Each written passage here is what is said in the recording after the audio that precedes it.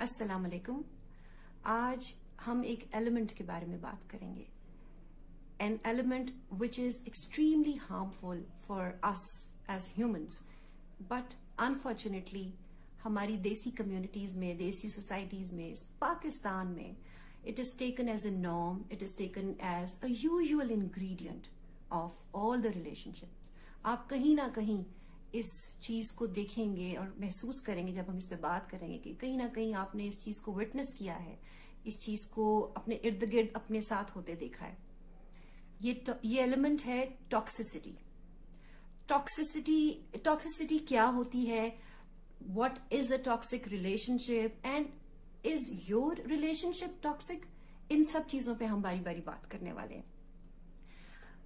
फिर से कहूंगी, हमारी बदकिस्मती है that we live in a setup, हमने एक ऐसा सेटअप अपने लिए बना लिया हुआ है, हम खुद सारे इसका हिस्सा हैं, जहां पर sometimes because of the religion and sometimes because of the culture, cultural practices ऐसी हैं हमारी कि हमें अथॉरिटी में, हमें सप्रेशन में और मॉडेस्टी में फर्क समझ नहीं आता।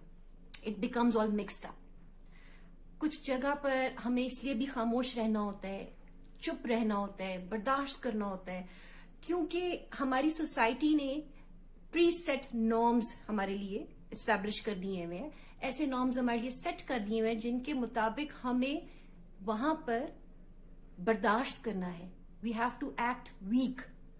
हालांकि हम वीक नहीं होते, we could speak up, we could do something for our own selves, लेकिन हमसे एक्सपेक्ट नहीं किया जाता। हमसे एक्सपेक्ट यही किया जाता है कि बेटा आप चुप कर जाए। यहाँ पे there are certain gender based limitations, मर्दों के लिए अलहदा, औरतों के लिए अलहदा, एंड रिस्ट्रेंट्स। ये औरतें नहीं करेंगी, ये मर्द नहीं करेंगे, which are actually preset ways. ये पहले से पता नहीं किसने सेट कर दिए, and over the period of million of years ये सेट ही चले आ रहे हैं। And we have to behave in certain ways when we are in any relationship. बाप है तो उसको ऐसे ही करना है, माँ है तो उसको ऐसे ही करना है, बहनें ऐसे करती हैं, ऐसे नहीं करती, भाइयों को यूं करना चाहिए। ये सब कुछ किसने सेट किया? ये कोई किताब तो नहीं है जहां से पढ़ के सब अमल कर रहे हैं। ये हम लोगों ने पहले से ही अपनी सोसाइटी को एक ऑटो पे चला दिया है और वो गलत चल रहा है। साइकोलॉजिकल कॉम्प्लिकेशंस जो इससे निकलती हैं, साइकोलॉजिकल कॉम्प्लिकेशंस को तो हमेशा से ही they have been neglected, they have been ignored, and in fact ignorance is celebrated. इस चीज का कोई तो हल निकलना चाहिए, लेकिन मसला ये कि हम इस चीज को समझेंगे तो हल निकालेंगे। टॉक्सिक रिलेशनशिप्स, देखिए टॉक्सिसिटी कहीं पे भी हो सकती है। टॉक्सिसिटी का मतलब ये है कि जहां पर भी wherever you lack control, जहां पे आप डोमिनेट हो रहे हैं, जहां पे आप किसी भी तरीके से ऐसे सप्रेस हो रहे हैं कि आपका रिलेशनशिप जो है वो 50-50 की बेसिस पे नहीं चल रहा।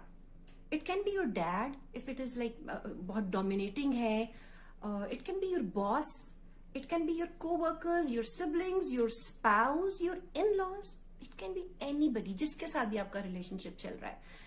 देखिए जब किसी के पास पावर आती है ना एक्सक्यूज मी, जब पावर आती है ना, इट इज यूजुअली मिसयूज्ड।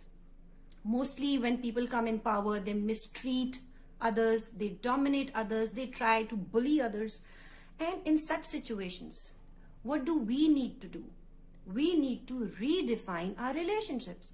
हमें उस रिलेशनशिप को, चाहे हमारे बॉस के साथ है, चाहे हमारे सिबलिंग्स के साथ है, चाहे कोई कोवर्कर है या हमारे पेरेंट्स हैं, we need to redefine. अगर आप मतलब stay in that office, stay there, but redefine your relationship with your boss. Stay in that house with your parent, with your stay in that environment with your co-workers, but you have to fight for your mental health and your self-esteem. We need to put an end to whatever there is something wrong is going on, so we need to put an end to it. अब कितनी देर तक आप इस चीज को tolerate करेंगे, उसके repercussions हैं, so we have to put an end. देखिए, और जब हम रीडिफाइन करने की कोशिश करेंगे तो सिर्फ दो सिचुएशंस हो सकती है, या तो टॉक्सिसिटी विल एंड, ठीक है, और it will settle in our favour. हम बात करेंगे और कुछ ना कुछ चीजें बेहतर हो जाएंगी। Will talk to our boss and will say कि ऐसे नहीं चलेगा, मतलब this is something you do wrong, और ऐसे नहीं चलेगा। या फिर आपके सिबलिंग्स हैं, you'll talk to them, whatever the relationship is. या फिर क्या होगा, if our words and ourselves we are not taken seriously, तो फिर वो वैसे ही चलाने की कोशिश करेगा, वैसे ही डोमिनेट करने की कोशिश करेगा, वैसे ही कंट्रोल करने की कोशिश करेगा हमें, जो भी है वो इंसान. तो देखिए ऐसी सिचुएशन में, इफ इट्स अ बॉस, तो आई don't think you should be in that company जहां पे आपकी बात का कोई इंपॉर्टेंस ही नहीं है. I don't think you should be there जहां पे आपकी जात की कोई अहमियत ही नहीं है, सिर्फ आपको दबाने के लिए वहां पे रखा जा रहा है. तो you should quit. Toxic relationship एक निहायत ही पॉइजनस चीज है. टॉक्सिक का मतलब ही पॉइजनस होता है. Toxic relationship is like you are giving 90% in a relationship and you are getting only 10%. Like taking in poison slowly each day. It's not at all healthy for you. Either it should be, a proper 50-50 वाला relationship होना चाहिए. आप 50% दे रहे हैं तो 50% आपको भी मिलना चाहिए. It should be a healthy relationship. या फिर ये होना ही नहीं चाहिए. अब हम आते हैं टॉक्सिक मैरिज पे, क्योंकि जो मेरा कंसर्न था इस टॉपिक को हिट करने का, उसके पीछे टॉक्सिक मैरिजेस ही थी. टॉक्सिक मैरिज हो जाए या फिर any relationship between a man and a woman. It could be like if they are engaged or they are having an affair before getting married or before having a commitment to get married. So often होता है कि when women come to consult me and get my legal advice और अपने marital issues की discussion पे वो बात कर रही होती हैं और दे आर कंफ्यूज्ड. उनको ये बात करते करते लग रहा होता है कि यार मैं इधर आ तो गई हूं, लेकिन क्या ये एक खुला लेने के लिए या एक सेपरेशन के लिए, मतलब ये मेरे लिए कोई वैलिड बातें भी हैं ये करने के लिए, या शायद I am making it up. उसमें आप लोगों का कसूर नहीं. Will come to that point as well.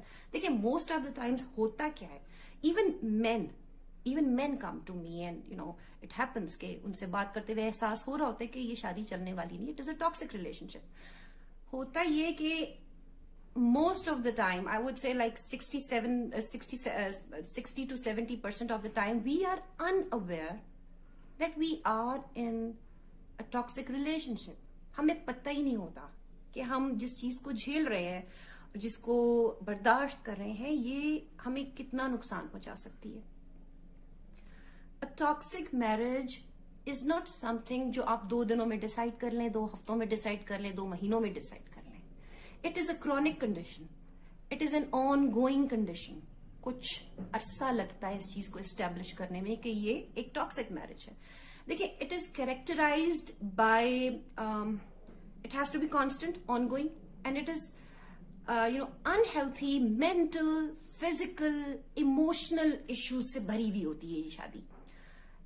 और ये सारे इश्यूज अनरिजॉल्व्ड रहते हैं.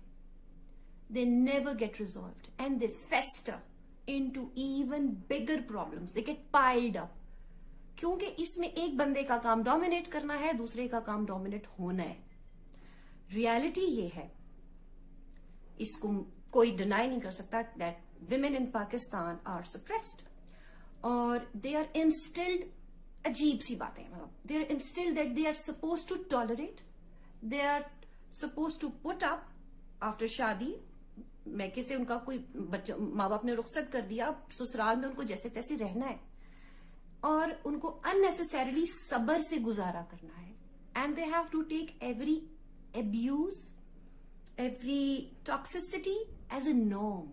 उनको ऐसी बातें कही जाती हैं और ये भी दूसरी औरतें ही कह रही होती हैं ज्यादातर कि जी you not the only one facing such situation. तुमको पहली औरत नहीं है जिसको ये सब कुछ फेस करना पड़ा है. मर्द ऐसे ही होते हैं, शादियों के बाद ऐसे ही होता है और औरतों को ये सब कुछ बर्दाश्त करना होता है. और तुम्हारी ही कोई गलती होगी जो तुमने अपने मियां को इस सब कुछ कहने पर या करने पर मजबूर कर दिया. मर्द are suppose to be like that. ये सब बातें हमें इंस्टिल की जाती हैं, विच इज एक्सट्रीमली रॉन्ग. बिल्कुल गलत है ये. और यूजुअल साइकोलॉजिकल कंडीशन क्या होती है औरत की? देखिए टॉक्सिक मैरिज जो है ना, वो बिल्कुल ऐसे ही है कि जो आपका emotional it's like being overdrawn on an emotional bank account. आपका जो इमोशंस का अकाउंट है ना, वो खाली होता चला जाता है. You give and you give and you give and you sacrifice. But it is not enough, it is never enough, क्योंकि अगले ने कभी रियलाइज ही नहीं करना इस चीज को, उसकी वो नेचर ही नहीं कि वो रियलाइज करेगा. You are in trouble, you gotta know that you are in trouble, and sometimes it happens, and I can sense that women know that we are in trouble. उनको पता है हम फंस गई हैं, we are stuck, हम एक बहुत अजीब सी सिचुएशन में हैं, we are unhappy, we want to get rid of this thing, but we are crippled. हमारे, and I'm not talking about just women, even men feel that way. They feel crippled because of their own negative feelings, क्योंकि हमारे दिमागों में जो भूसा भरा जाता है, जो खुराफात भरे जाते हैं कि ऐसे गुजारा करना है, ऐसे ही रहना है, ये तो बहुत बुरी बात है, ऐसे नहीं करना है, ये सब कुछ, इनमें फीलिंग्स तो किसी की देखी नहीं जाती ना, इनमें पता नहीं कौन बैठ के ऊपर से ऑर्डर दे रहा होता है कि ये करना है और ऐसे नहीं करना है. देखिए, we feel literally crippled because of these things, because we feel restricted, we feel that there is no way to break this cycle. हमें कोई रास्ता नजर नहीं आता कि हम इस चीज से बाहर निकल सकें, खसूसन औरतों को. एंड हमारे जैसी सोसाइटी में ना औरत एक मर्द के होते हुए दूसरे के पास, डेफिनेटली ज्यादातर औरतें नहीं जाती हैं, मर्द तो फिर भी चले जाते हैं, ये रास्ते भी बंद होते हैं, मैके का रास्ता भी बंद होता है, हमें फाइनेंशियली स्टेबल किया ही नहीं जाता कभी भी, विरासत के हक हमें नहीं दिए जाते, जॉब करने की परमिशंस हमें नहीं मिलती हैं, तो वी आर जस्ट क्रिपल्ड, बिल्कुल ऊपर से लेके नीचे तक दिमाग भी हमारा क्रिपल्ड होता है. और फिर क्या होता है कि इस टॉक्सिसिटी को इनहेल करते करते there comes a time when we don't have any energy left to fight, we don't have any energy left to flee from the relationship. हमारे अंदर रिपेयर करने की, हील करने की, फाइट करने की, उस रिलेशनशिप को छोड़ देने की भी हिम्मत नहीं रहती, बर्दाश्त कर करके. We feel heart broken, and in such a situation there is sadness, there is hopelessness. It is not at all a good place to B.